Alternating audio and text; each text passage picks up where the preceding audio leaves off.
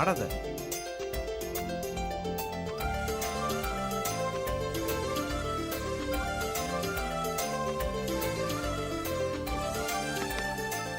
எப்படி சரி?